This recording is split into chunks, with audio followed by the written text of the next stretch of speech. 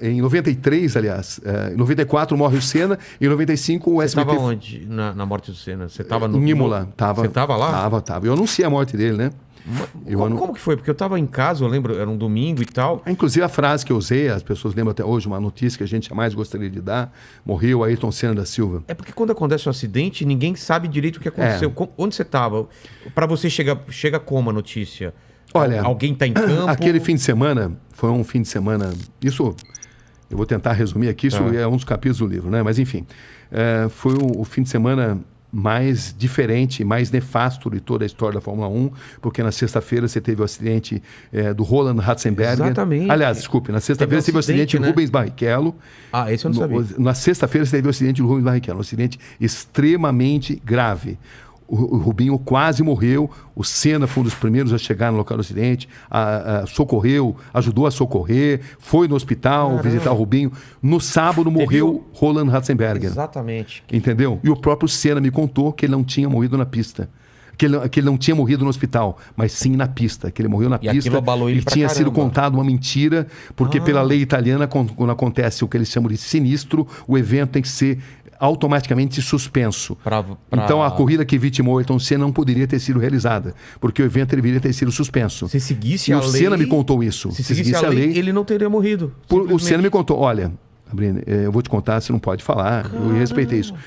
O Ratzenberger morreu na pista, não morreu no hospital, mas está sendo divulgado que morreu no hospital para possibilitar a realização do evento. O Senna não queria correr, estava muito abalado, porque ele se sentia sob pressão, pela falta de segurança dos carros da Fórmula 1 naquela época, pelo fato de ele ter lutado muito para ir para a Williams, e quando ele chega na Williams ele encontra um carro totalmente desequilibrado, e era difícil explicar para o público que o carro que no ano anterior tinha suspensão ativa e que nadava de braçada em relação aos concorrentes, era um carro pior que o do Schumacher, cuja Benetton estava burlando o regulamento. Estava burlando, usava artifícios tecnológicos não permitidos pelo regulamento. E era difícil para ele poder explicar tudo isso. Então ele estava profundamente assim, abalado, foi obrigado a fazer mudanças no carro, improvisadas, porque ele não se sentia bem no cockpit, ele não estava confortável, por uma reunião de fatores,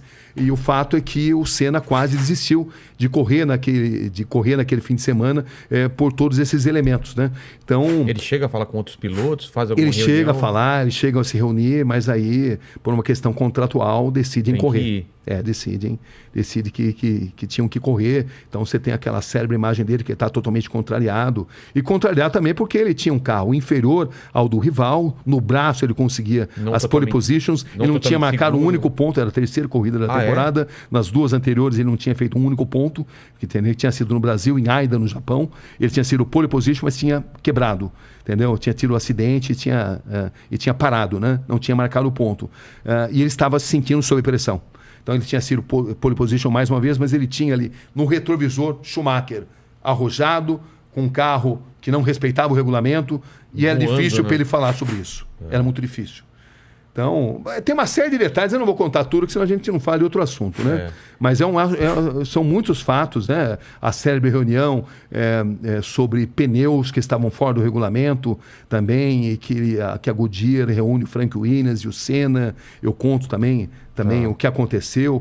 O fato é que a cabeça do Senna estava muito abalada, porque uma gambiarra tinha sido feita no carro, porque o carro era inferior e porque essa sucessão de acidentes tinham mexido com o emocional dele, né? O acidente gravíssimo do Rubinho, que por um triz não morreu na sexta, o acidente fatal do Roland Ratzenberger, enfim, era um piloto muito diferente daquele que a gente estava acostumado a ver e sob imensa pressão de vencer. Total. Porque patrocinadores pressionavam, a torcida pressionava, o mundo pressionava, porque ele era o melhor piloto. E ele não sabia como explicar, como falar para a opinião pública a situação que ele estava vivendo. Como é que ele vai explicar com um carro que no ano passado não dava nem graça, né?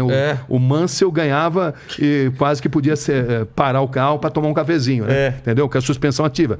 Pareciam duas fórmulas diferentes, né? A fórmula da Williams, com a suspensão ativa, que depois tinha sido proibida, né? Foi proibida. Quando foi proibido, o regulamento mudou. Mas aí a Benetton arrumou um jeito de burlar o regulamento. E ela estava burlando o regulamento, usando várias armas não permitidas pelo regulamento. regulamento. Mas era difícil para denunciar isso daí, porque existe ali todo assim, um corporativismo dentro da Fórmula 1. Claro. E esse corporativismo fazia com que o Senna hesitasse em denunciar, mas ele, nas entrevistas que ele me dava, ele mostrava todo o seu descontentamento. Eu lembro de uma entrevista célebre que eu fiz com ele em Aida, na corrida anterior, onde ele mostrava todo o contentamento. Que o carro está ruim, desequilibrado, instável, nervoso. Ele usou essa expressão. Foi a primeira vez que ele falou isso daí, numa corrida ali, lá no Japão, que foi a corrida anterior. Então, era todo esse contexto que existia ali, né? E quando acontece o acidente, parece que não tem imagens do acidente mesmo. Então, esse é um outro... Eu fui o primeiro cara a praticamente desvendar essa imagem, que a Foca dizia que não tinha essas imagens, mas aí eu consegui uma série de depoimentos de pessoas que diziam que tinham visto. Eu peguei o Bernie Ecclestone, que era o presidente da Foca, o todo-poderoso da Foca, e eu o confrontei com esses depoimentos. Olha, existe essa imagem. Falei, tá certo, é verdade. Eu vou te mandar. Ele mandou essa imagem. Só que a imagem, 1 segundo antes do choque no muro, ela desaparece. Eles deram a explicação de que o diretor de imagens havia cortado para uma outra imagem e que nem todas as câmeras tinham videotape. Muita gente não acredita nisso, o establishment estranho, né? Não acredita, da mesma forma que muitos pilotos afirmam textualmente que o Senna morreu na pista. O Nicola Larini, por exemplo, agora quando fez 20 anos da morte, me deu uma entrevista histórica muito importante também, onde ele afirma textualmente que por tudo que ele sabe, o Senna morreu na pista e que isso não pôde ter sido divulgado exatamente por as razões que eu mencionei aí, né? E que a corrida teria que ter sido paralisada e também havia um protecionismo ali para o Williams. A Williams não teve culpa da morte do Senna. O Senna sabia dos riscos que ele corria, mas digamos que haveria um risco maior se esses fatos aparecessem, né? Então, o establishment da Fórmula 1 se protege, um protege a do outro para evitar que determinados fatos apareçam. E eu, nessa fase, eu trabalhei muito nas investigações. Essa imagem eu fui o primeiro a mostrar, como fui o primeiro a mostrar a imagem do capacete do Senna, que ninguém mostrava também. Enfim, essa... Um parafuso... O braço da suspensão. O braço da suspensão, né? O braço da suspensão que se rompeu, exatamente porque o carro estava instável, o braço da suspensão se rompe e ele vai direto contra o muro da Tamburello, né?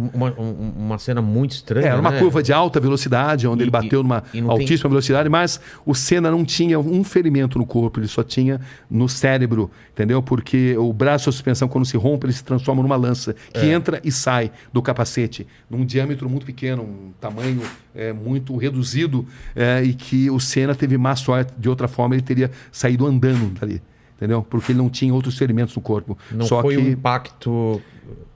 O que se acredita é que o fato do braço da suspensão ter se rompido, ele se transformou numa lança que entra e sai do capacete, num pequeno orifício muito pequeno, eu vi ali. E essa imagem do capacete, que também não era revelada, que eu fiquei, como eu te falei, muito tempo ali investigando isso, mostrando isso. Quem tiver interesse em ter mais detalhes sobre isso, está tudo nesse livro aí. Tem muita coisa que jamais poderá ser divulgada, né? Como também tem a história do cara que filmou lá o corpo do Ayrton Senna no Instituto Médico Legal e tentou vender e foi repudiado. Claro. Você não pode mostrar uma imagem dessa. O que vai se ganhar com isso? Nada. Então, né? Mas enfim, tem todo tipo de história.